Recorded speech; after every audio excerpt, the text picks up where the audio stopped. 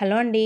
Welcome to my channel Suma cooking. ఈరోజు నోటికి రుచిగా, కమ్మగా పచ్చి మామిడికాయ అలాగే పచ్చిమిరపకాయలతోనైతే చాలా టేస్టీగా ఉండే పచ్చడైతే ప్రిపేర్ చేసుకుందామండి. ఇంకా మనకి ఏ కూరలతో పని లేకోకుండా ఈ పచ్చడితోనే కడుపు నిండా అన్నం తినేయొచ్చు. ఇంకా మనకి ఇప్పుడు మామిడికాయల సీజన్ కదండీ.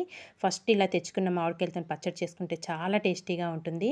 దానికోసమైతే నేను ఫస్ట్ ఇక్కడైతే నేనొచ్చేసి పచ్చిమిర్చిని ఒక 12 వరకు తీసుకున్నానండి.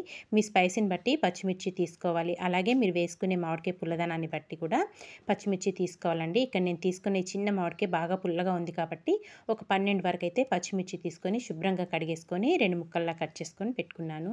తర్వాత మామిడికాయను కూడా శుభ్రంగా కడిగేసుకొని చిన్న చిన్న ముక్కలుగా కట్ చేసి పక్కన పెట్టేసుకోవాలండి. తర్వాత స్టవ్ పైన ప్యాన్ పెట్టేసుకొని ఒక 2 టేబుల్ స్పూన్ల వరకు ఆయిల్ వేసుకుందాము. ఆయిల్ కొంచెం వేడవనిద్దామండి. చాలా క్విక్‌గా అయిపోతుంది. కేవలం ఒక 5 నిమిషాల్లో ప్రిపేర్ చేసుకొని చక్కగా వేడి వేడి అన్నంలో సర్వ్ చేసుకుంటే చాలా అంటే చాలా టేస్టీగా ఉంటుందండి. ఆయిల్ కొంచెం వేడయ్యాక దీంట్లో మనం కట్ చేసి పెట్టుకున్న పచ్చిమిర్చి వేసేసుకొని చక్కగా ఇలా బాగా ఫ్రై చేసేసుకోవాలి. ఇక్కడైతే ఫ్రై అయిపోయినాయి. ఇప్పుడు స్టవ్ ఆఫ్ చేసేసుకొని వీటిని కొంచెం చల్లారబెట్టేసుకుందాము. చల్లారిపోయిన పచ్చిమిరపకాయలన్నీ ఒక మిక్సీ జార్లో అయితే వేసుకోవాలండి. తర్వాత దీంట్లో ఒక 7-8 వరకు వెల్లుల్లి రెబ్బలు, అలాగే ఒక టేబుల్ స్పూన్ వరకు జీలకర్ర, ఇంకొచ్చేసి దీంట్లో ఒక చిన్న రెక్క వరకు చింతపండు వేసుకోండి. మనం మామిడికాయ పుల్లగా ఉన్నా కానీ చింతపండు వేసుకుంటే టేస్ట్ అనేది చాలా బాగుంటుంది. ఎక్కువ కాదు, ఒక్క చిన్న రెక్క అయితే సరిపోతుందండి చింతపండు. రుచికి సరిపడినంత సాల్ట్ వేసుకొని పచ్చిమిర్చిని బాగా మెత్తగా గ్రైండ్ చేసేసుకోవాలి. చూసారు కదా, వాటర్ మట్టుకు ఏమాత్రం యాడ్ చేయొద్దండి. పచ్చిమిర్చి గ్రైండ్ అయ్యాక ఇప్పుడు మనం దీంట్లో కట్ చేసి పెట్టుకున్న మామిడికాయ ముక్కలు వేసుకొని మరీ మెత్తగా కాకోకుండా కొంచెం కచ్చపచ్చగా గ్రైండ్ చేసుకోవాలి. మనం అన్నంలో కలుపుకొని తినేటప్పుడు మామిడికాయ ముక్కలు అనేటివి మనకు పంటికి తగిలే విధంగా గ్రైండ్ చేసుకోవాలి. చూసారు కదా, ఇలా కనిపిస్తూ ఉండాలండి మనకి మామిడికాయ ముక్కలు అనేటివి. ఇలా చక్కగా గ్రైండ్ చేసుకున్నదంతా ఇప్పుడు ఒక పక్కన పెట్టుకొని ఇంకా తాలింపు వేసేసుకుందాము.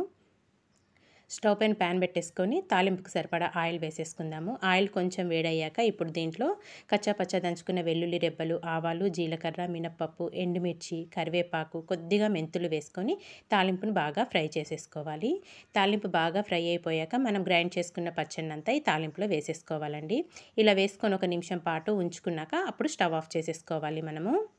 చూసారు కదా, ఇక్కడైతే నేను పచ్చడినంతా వేసేసుకొని ఇదంతా ఒక్కసారి బాగా మిక్స్ చేసేసుకుందాము. మనకి ఇది అన్నంలోకే కాకుండా ఇడ్లీ, దోసల్లోకి కూడా చాలా బాగుంటుందండి. ఇలా ప్రిపేర్ చేసి పెట్టుకున్న పచ్చడి మనకి ఒక 4-5 రోజులైనా నిలవ ఉంటుందన్నమాట, పాడవకోకుండా. ఎందుకంటే మనం ఇందులో వాటర్ ఏమి యాడ్ చేయలేదు కాబట్టి చక్కగా ఫ్రెష్‌గా చాలా బాగుంటుందండి. చూసారుగా, ఇక్కడైతే చక్కగా రెడీ అయిపోయింది. ఒక సర్వింగ్ బౌల్‌లోకి తీసుకొని కొద్దిగా కొత్తిమీరతో గార్నిష్ అయితే చేసేసుకుంటున్నాను. చాలా సింపుల్‌గా కమ్మగా ఉండే మామిడికాయ పచ్చడి అయితే రెడీ అయిపోయింది. తప్పకుండా మీరు కూడా ట్రై చేసి మీకు ఎలా వచ్చిందో ఒక చిన్న కామెంట్ అయితే చేసేయండి. వీడియో నచ్చింది అనుకుంటే మీ ఫ్రెండ్స్‌కి, రిలేటివ్స్‌కి కూడా షేర్ చేసేయండి ఫ్రెండ్స్. థాంక్స్ ఫర్ వాచింగ్ అండి. By by.